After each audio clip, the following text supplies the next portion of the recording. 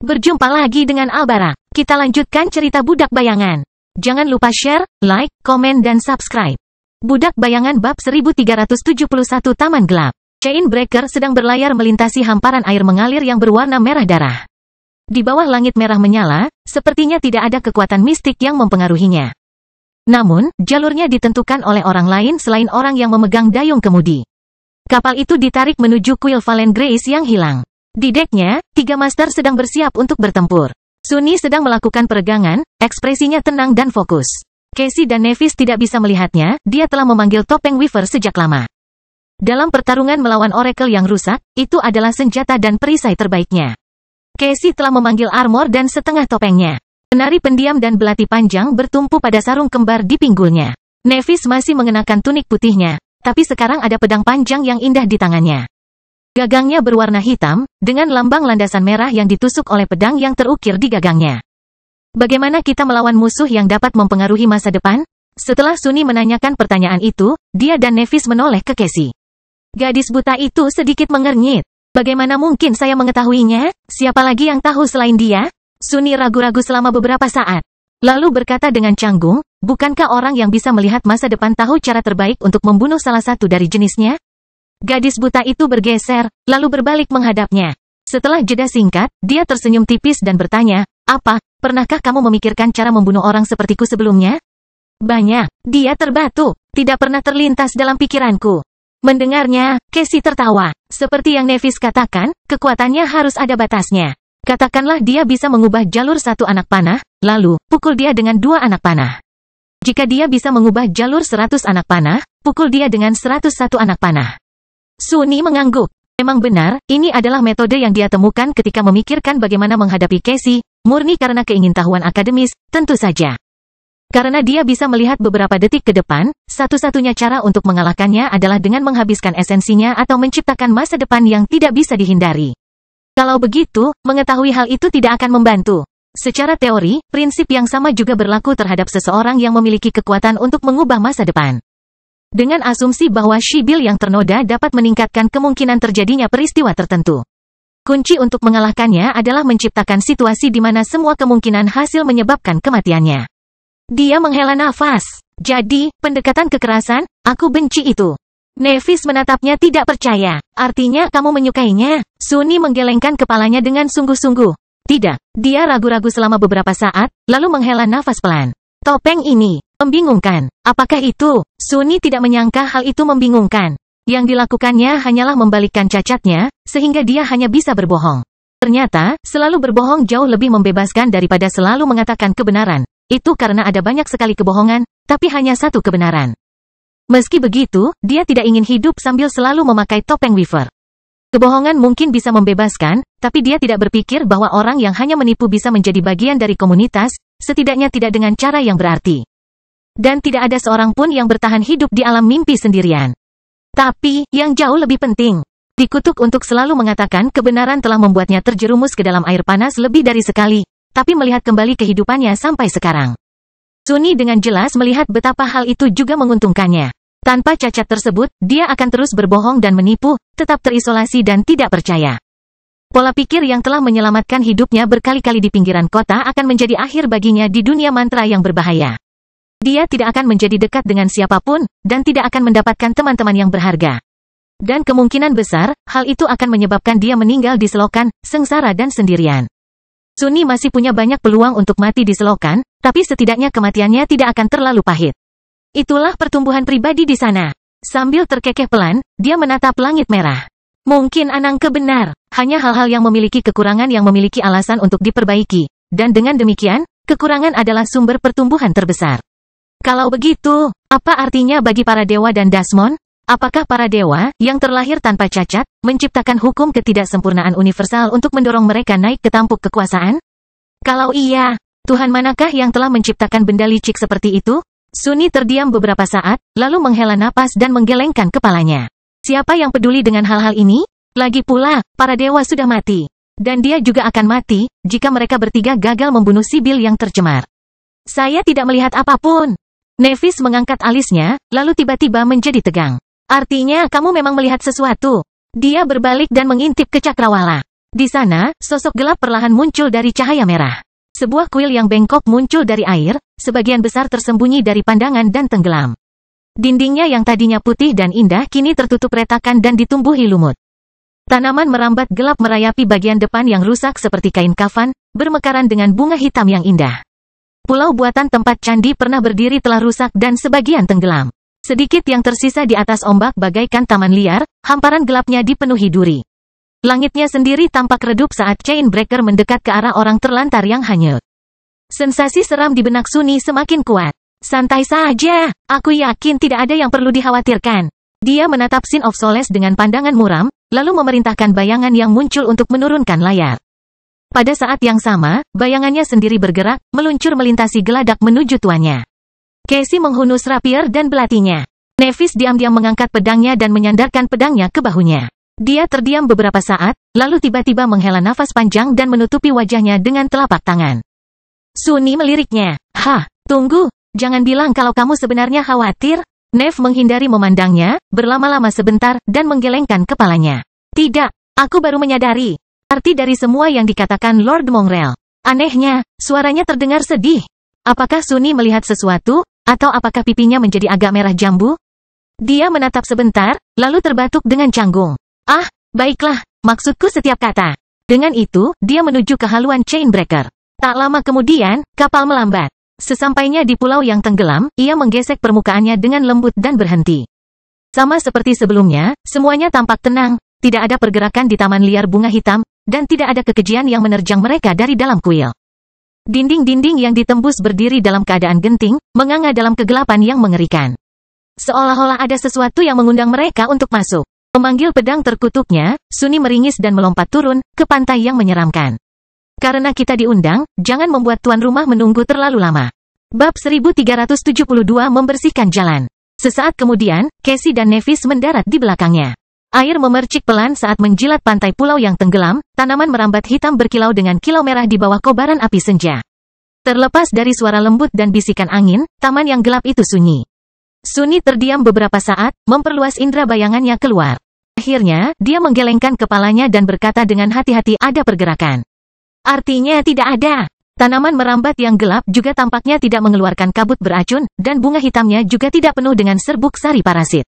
Sejauh yang Sunny tahu, taman duri itu sepenuhnya aman. Namun mereka tidak mau mengambil risiko. Mengambil langkah maju, Nevis diam-diam mengangkat tangannya. Gumpalan api putih muncul dari kulitnya, lalu tiba-tiba melesat ke depan dalam hujan tetesan pijar. Saat matanya bersinar dengan cahaya yang membara, tetesan putih jatuh ke tanaman merambat dan tiba-tiba meledak menjadi kobaran api yang menderu. Nevis menatap taman yang gelap dengan tekad yang kuat, dan mengikuti kemauannya, api menyebar dengan kecepatan yang mencengangkan. Tak lama kemudian, seluruh tempat itu dilalap api. Ia merayapi dinding kuil yang bengkok, mengubah bangunan megah itu menjadi tumpukan kayu yang menjulang tinggi. Tak lama kemudian, mereka bertiga mendapati diri mereka berdiri di depan lautan api. Bunga-bunga hitam larut ke dalam api putih. Tanaman merambat yang merayap telah dilenyapkan dari keberadaannya. Batu-batu kuno retak dan meleleh, memperlihatkan lebih banyak bagian dalam kuil yang hilang. Tetap saja, tidak ada kekejian yang muncul dari dalam taman yang terbakar itu. Nevis menghela nafas panjang dan menutup matanya sejenak. Cahaya ganas yang menyinari mereka dari dalam meredup, lalu menghilang dan memperlihatkan kulit pucatnya. Pada saat yang sama, kobaran api dibiarkan tanpa kemauan yang mendorongnya maju. Karena tidak ada lagi bahan bakar untuk dibakar, mereka menjadi lebih kecil dan perlahan-lahan padam. Taman yang hitam telah berubah menjadi abu dan abu, sedangkan dinding candi yang tenggelam retak dan menghitam karena jelaga. Jalannya jelas, semakin kuat musuh yang dia hadapi, semakin banyak dari mereka yang memiliki alat penginderaan. Sunny memperkirakan akan ada penyergapan hingga saat-saat terakhir, tapi tampaknya memang tidak ada bahaya di sini, setidaknya di permukaan. Namun, apa yang menunggu di kedalaman kuil? Tidak ada yang tahu. Dia mempertimbangkan untuk mengirim bayangannya ke bawah tanah untuk menjelajah, tetapi memutuskan untuk tidak melakukannya. Semakin kuat musuh yang dia hadapi, semakin banyak dari mereka yang memiliki alat untuk merasakan dan menyakiti makhluk tak berwujud. Bayangan itu tidak berbeda dengan bagian jiwanya, tetapi tidak memiliki perlindungan pada tubuh ascendednya. Jadi, menjaga mereka tetap dekat ketika berhadapan dengan lawan yang kuat adalah pilihan yang lebih bijaksana. Ayo pergi, melindungi wajahnya dari panas, Casey mengambil langkah maju dengan ragu. Sunny mengamatinya sejenak, lalu menyusul. Mengejar gadis buta itu, dia bertanya, bagaimana perasaanmu? Dia memegang erat gagang penari pendiam dan memaksakan senyum. Lebih baik, hanya saja aku merasakan masa depan yang bervariasi dibandingkan masa depan yang pasti di sini. Awalnya aku mengalami disorientasi, tapi tidak terlalu sulit untuk membiasakan diri. Aku sudah lama terbiasa memandang dunia dari berbagai sudut pandang, setelah itu tetap saja, aku rasa aku akan sangat pusing setelah kita selesai. Dia mengangguk pelan. Sunny sudah tidak asing lagi dalam memandang dunia dari beberapa sudut pandang. Itu adalah keadaan alami baginya, mengingat semakin banyak bayangan yang dimilikinya. Namun, memahami beberapa detik menjadi bukan hanya satu, tapi banyak masa depan yang bervariasi pasti sangat membingungkan. Dia selalu berjuang untuk memahami bagaimana tepatnya Casey berhasil mengatasi ketegangan mental saat merasakan dua momen berbeda secara bersamaan. Terutama sampai pada tingkat yang membantunya dalam pertarungan alih-alih menjadi penghalang, belum lagi dia tetap buta dalam pertarungan. Kedua momen waktu yang berbeda ini. Manusia adalah makhluk yang sangat mudah beradaptasi, tetapi segala sesuatu ada batasnya. Mungkin karena Sunny lambat menyadari betapa tidak normalnya bakatnya sehingga dia juga jarang memikirkan betapa luar biasa teman-temannya. Casey biasanya pendiam dan sederhana, jadi mudah untuk mengabaikan kehebatan mentalnya yang tidak mencolok namun luar biasa. Sebenarnya, itu cukup mencengangkan. Sunny melirik gadis buta itu lagi dan sedikit mengernyit. Tidak apa-apa kalau orang lain mengabaikannya. Tapi kenapa aku selalu melakukan kesalahan yang sama? Aku seharusnya tahu lebih baik. Mungkin karena jauh di lubuk hatinya. Dia masih melihat Casey sebagai gadis tak berdaya yang sangat membutuhkan bantuannya di pantai terlupakan. Keduanya telah berubah secara drastis sejak saat itu, tapi kesan pertama itu sudah tertanam begitu dalam sehingga menghapusnya menjadi terlalu sulit. Jika begitu, Sunny bertanya-tanya gambaran apa tentang dirinya yang tertanam jauh di dalam hati Casey. Namun, dia hanya membiarkan pikirannya mengembara sejenak. Bagaimanapun, mereka berada di wilayah musuh. Ini bukan waktunya untuk berpikir kosong. Apakah kamu bahkan harus menanyakan pertanyaan itu? Gambaran seorang penipu. Bajingan egois yang langsung mengatakan kepada Nevis bahwa dia bodoh karena menyeret beban berat kemana-mana. Dan bahwa akan lebih baik bagi kalian berdua untuk meninggalkan gadis buta yang tidak berguna itu. Untuk mati. Oh, apa? Menurutmu Casey benar-benar tidak mendengar percakapan itu? Sunny melontarkan pandangan penuh kebencian pada Sin of Solace, yang berjalan selangkah di belakang dengan seringai menghina di wajahnya. Apakah bahu Casey sedikit gemetar mendengar suara hantu pedang? Dia tidak yakin. Sunny ragu-ragu sejenak, namun pada akhirnya tetap diam. Dia tidak benar-benar ingin menjawab, dan tidak tahu harus berkata apa. Memang pernah terjadi percakapan seperti itu, segera setelah pertemuan pertama mereka di pantai terlupakan. Gadis buta itu tertidur lelap saat itu, kemungkinan besar. Dia tidak pernah menyatakan sebaliknya. Berhenti. Mendengar suara Casey, Sunny menjadi tegang. Apa itu? Apakah dia benar-benar mendengar Sin of Solace? Gadis buta itu terdiam beberapa saat, lalu maju selangkah dan membungkuk. Tangannya menghilang ke dalam abu, dan mengeluarkan sisa-sisa tombak kasar dari bawahnya. Wajahnya berubah muram. Menjatuhkan tombaknya kembali ke tanah, dia menghela nafas dan berkata dengan muram, itu si tenggelam. Budak Bayangan bab 1373 menghitung gema. Kata itu menggantung di udara, tidak menyenangkan dan anehnya familiar. Sunny mengerutkan kening dan mengamati sisa-sisa senjata mentah itu. Akhirnya, dia bertanya, yang tenggelam? Kami belum pernah menemui kekejian seperti itu. Yang tentu saja berarti mereka sudah melakukannya. Nevis mengangguk. Ya, sekelompok dari mereka pernah menyerang penghancur rantai. Orang terbuang yang tenggelam, begitulah mantra menyebut mereka. Mereka tidak terlalu kuat, terlepas dari penghuni kedalaman yang datang bersama mereka. Casey menggelengkan kepalanya dengan sedih. Orang buangan adalah sampah dari jenis mereka. Kebanyakan orang tenggelam jauh lebih berbahaya. Mereka adalah suku khusus makhluk mimpi buruk di sini, di makam Ariel. Tidak ada yang benar-benar tahu dari mana mereka berasal, tapi banyak yang percaya bahwa orang tenggelam dulunya adalah manusia. Mereka berburu dalam kelompok dan menggiring makhluk mengerikan di kedalaman untuk digunakan sebagai binatang perang. Yang paling menyusahkan dari semuanya, mereka semua setidaknya memiliki tingkat perasaan yang belum sempurna, mereka juga mengikuti ritual yang aneh. Nevis mengerutkan kening. Aku yakin kita bisa mengatasinya. Kecuali ada Titan atau yang hebat di antara mereka, kita bertiga seharusnya cukup untuk menangani para tenggelam ini. Gadis buta itu terdiam beberapa saat. Itu benar, meskipun jejak orang tenggelam adalah berita buruk, kita tidak bisa menanganinya. Tapi aku khawatir dengan apa yang diwakili oleh kehadiran mereka di sini. Dia berbalik menghadap kuil yang hancur dan mengertakkan gigi. Kekejian ini sangat teritorial. Mereka terus-menerus bertempur dengan makhluk mimpi buruk lainnya, dan meninggalkan tanda untuk menghindari perairan tempat tinggal musuh yang sangat kuat. Fakta bahwa para tenggelam ada di sini, di pulau ini, berarti mereka telah menerima Sibyl sebagai penguasa mereka. Casey terdiam, lalu menambahkan dengan ekspresi gelap, artinya, setidaknya dia telah menjadi seorang tiran. Hanya mereka yang memiliki wewenang yang cukup untuk membuat orang tenggelam tunduk kepada mereka. Sunni menghela nafas. Jadi, tiran yang rusak, kalau begitu. Dia telah menghadapi makhluk mimpi buruk yang lebih kuat, tapi hanya segelintir. Meskipun seorang tiran yang rusak masih berada di luar kemampuan mereka untuk membunuh, ia jelas bukan musuh yang mudah untuk dihadapi. Terutama dalam kaitannya dengan makhluk itu. Suaranya terdengar murung, bagaimana dia bisa menjadi seorang tiran? Bukankah dia adalah binatang yang rusak dulu? Kemudian lagi, Dust of Fallen Grace menemuinya sebagai teror. Jelas sekali bahwa makhluk mimpi buruk dapat mencapai kelas yang lebih tinggi daripada kelas awal mereka, seperti halnya Sein. Itu adalah sifat yang dimiliki oleh semua makhluk mulia, baik yang menyerah pada korupsi maupun yang tidak. Dan sepertinya manusia yang rusak juga mempunyai kemampuan itu. Tidak berbeda dengan apa yang dia, Nevis, dan Mordred lakukan. Casey mengangkat bahu. Dia telah tercemar sejak lama sekali. Dia juga memakan para pejuang kuat dari Fallen Grace, dan para dewa tahu apalagi sejak saat itu.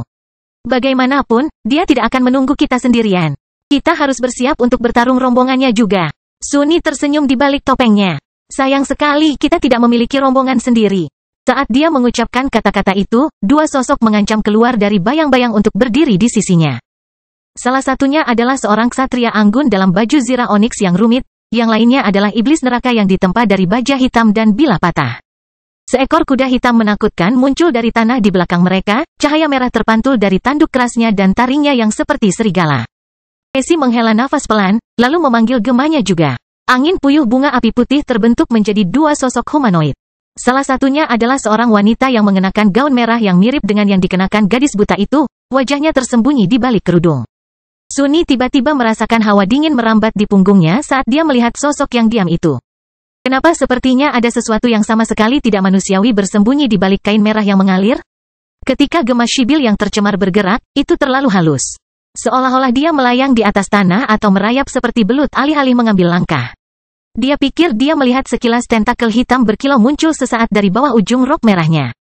Namun, bagian yang paling menakutkan adalah tatapannya yang kosong.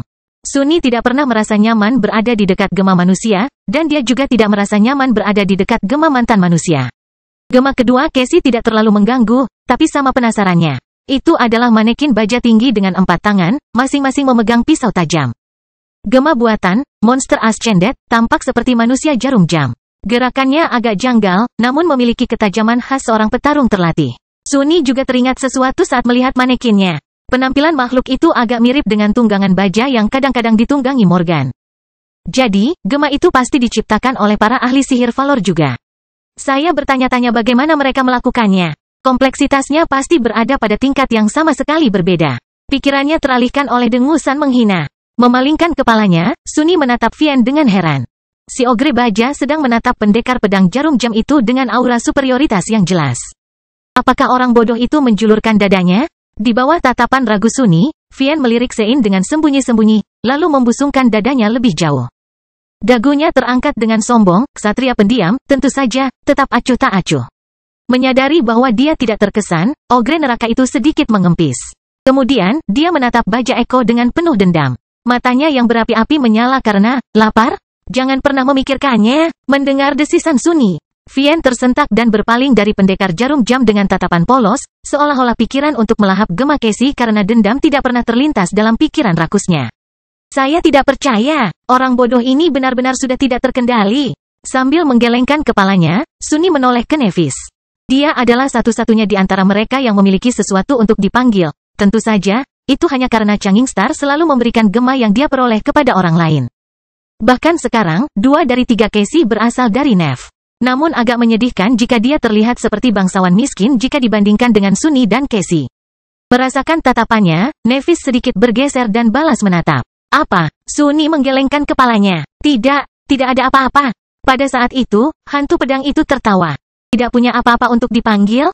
Bodoh, kenapa dia harus melakukannya? Dia sudah memiliki bayangan perkasa yang mengikutinya kemana-mana, siap memuaskan setiap keinginannya. Itu kamu.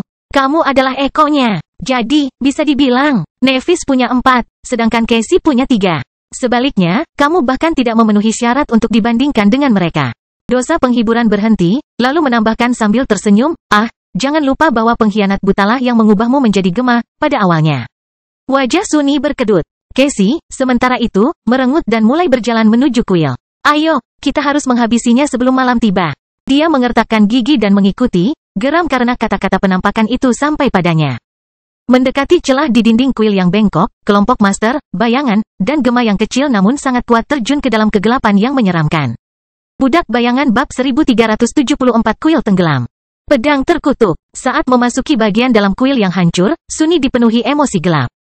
Apa yang sebenarnya diinginkan oleh dosa penghiburan? Suatu saat, dia mengobarkan api rasa bersalah yang mungkin dirasakan Sunny tentang perlakuannya terhadap Casey di masa lalu. Saat berikutnya, hantu itu mengingatkannya akan apa yang telah terjadi, dan betapa kejamnya dia telah mengkhianati kepercayaannya. Ya, sudah jelas sekali apa yang diinginkan oleh penampakan itu. Bajingan itu ingin membuatnya gila. Dan dia, Sunny marah. Tidak peduli seberapa besar dia memahami mengapa Casey melakukan apa yang dia lakukan. Dan tidak peduli berapa kali dia mengatakan pada dirinya sendiri bahwa tindakannya pada akhirnya menyelamatkan Rain dari pembunuhan oleh makhluk mimpi buruk. Dan dia dari kematian di gurun mimpi buruk atau menjadi budak Mordred. Tidak peduli berapa banyak hal yang telah mereka lalui bersama setelah pantai yang terlupakan dan seberapa besar hubungan mereka telah meningkat dan semakin dalam. Pada dasarnya, Sunny masih terluka, kesal, dan marah pada Casey. Sementara pada saat yang sama sangat peduli padanya. Itu benar-benar kekacauan. Apalagi yang baru, sudah lama sekali. Tempat ini, tidak menyeramkan sama sekali. Melompat turun dari tumpukan puing, Sunny mendarat di perairan dangkal. Bagian dalam kuil yang hilang tenggelam oleh air pengap dan kegelapan. Karena kapal pulau miring dan sebagian tenggelam di bawah gelombang, koridor panjang dengan langit-langit tinggi juga miring. Mereka bertiga harus berjalan dengan canggung, menginjak tembok dengan satu kaki dan lantai retak dengan kaki lainnya. Belum lagi puing-puing di mana-mana, memaksa mereka untuk melompat atau memanjat barikade alami yang menghalangi jalan mereka. Jika ada satu hal baik dari situasi ini, itu adalah tidak ada satupun dari mereka yang tertindas oleh kegelapan. Sunny bisa melihat dengan baik, Casey tidak membutuhkan penglihatan sama sekali, sementara Nevis mampu menerangi jalannya sendiri. Saya pikir dia mencoba mengatakan bahwa tempat ini benar-benar menyeramkan. Nevis memandangnya dan tersenyum puas, bangga telah memahami maksudnya. Sunny menatapnya tidak percaya. Apa? Kenapa dia terlihat begitu sombong? Sebenarnya tidak terlalu sulit untuk dipahami. Nev terkadang sangat aneh. Sambil menggelengkan kepalanya, dia berbalik dan terus berjalan lebih jauh ke dalam kuil. Casey berjalan di depan, dilindungi oleh gemanya. Nevis dan Sunny berada di tengah, dengan bayangannya mengikuti mereka dari belakang. Tata letak kuil tampak berbeda dari tempat tinggal gadis buta itu, tapi dia sepertinya tahu jalannya. Mereka bergerak semakin dalam ke dalam labirin koridor yang setengah runtuh. Sunny merasa bahwa mereka telah turun cukup jauh hingga bisa berada di bawah air sekarang. Namun demikian, kuil kuno tersebut pasti masih mempertahankan beberapa integritas strukturnya, mengingat kuil tersebut belum sepenuhnya terendam banjir. Namun lingkungan di sekitar mereka agak tidak menyenangkan. Itu bahkan bukan karena kegelapan, air pengap yang mengguyur lutut mereka, dan perasaan menakutkan akan sesuatu yang mempengaruhi masa depan. Itu karena tempat ini telah lama menjadi penjara bagi Sibyl yang ternoda sebelum dipisahkan dari kota lainnya dan berakhir setengah tenggelam. Dari waktu ke waktu, Sunny memperhatikan tanda-tanda aneh di dinding yang retak, seolah-olah ada yang mencakarnya karena marah. Di lain waktu, ada darah kering yang dioleskan di batu tua itu. Seluruh kuil tampak aneh dan menyeramkan, seperti reruntuhan yang dihantui oleh kejahatan yang tak terkatakan. Tentu saja Sunny tidak takut pada hantu. Dia telah membunuh cukup banyak hantu untuk memperlakukan mereka dengan acuh tak acuh.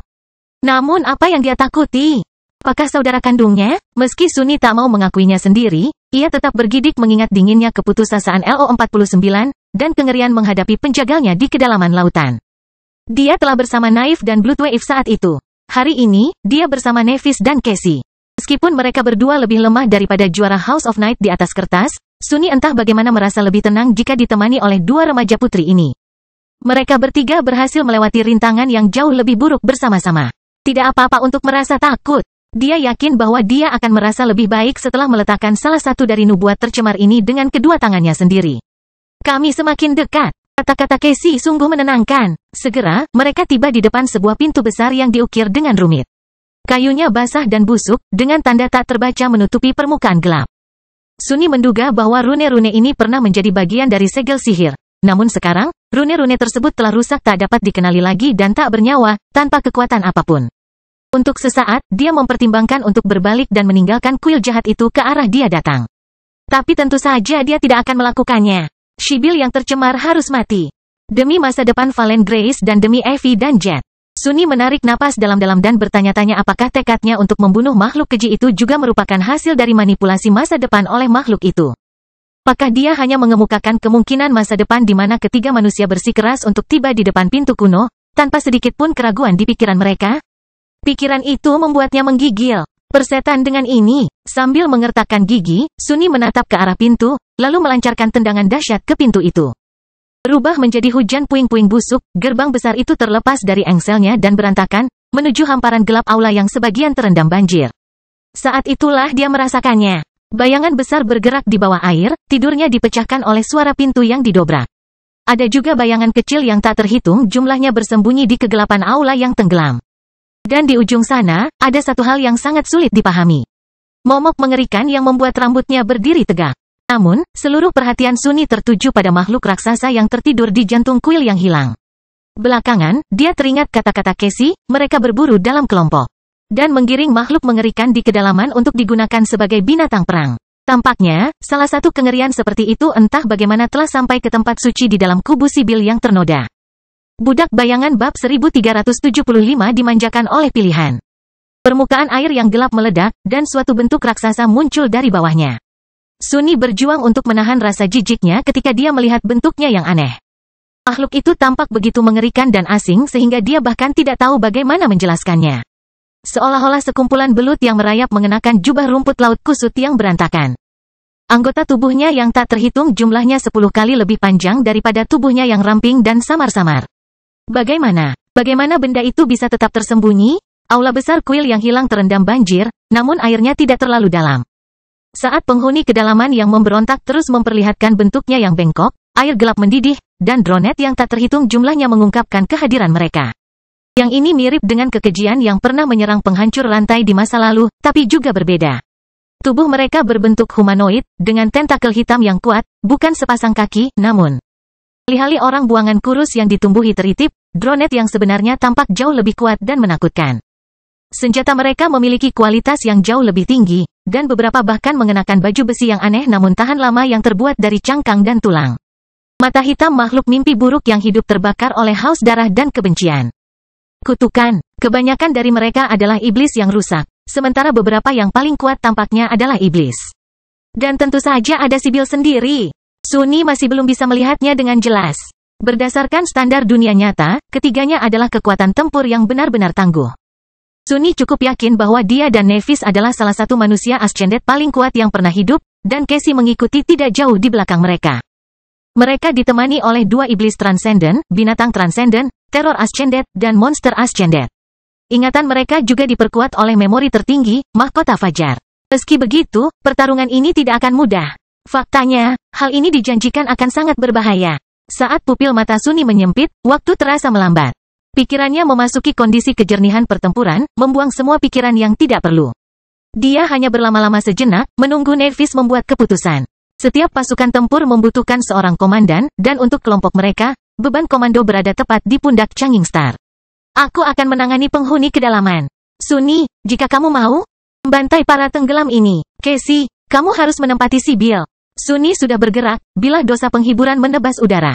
Namun, saat dia melakukannya, sebuah pemikiran sementara memasuki benaknya. Ini dia, inilah yang paling dia ketahui. Setelah serangan gencar peperangan berdarah di Antartika, dia berpikir bahwa dia muak dan muak dengan pertempuran, pertumpahan darah, dan kekerasan.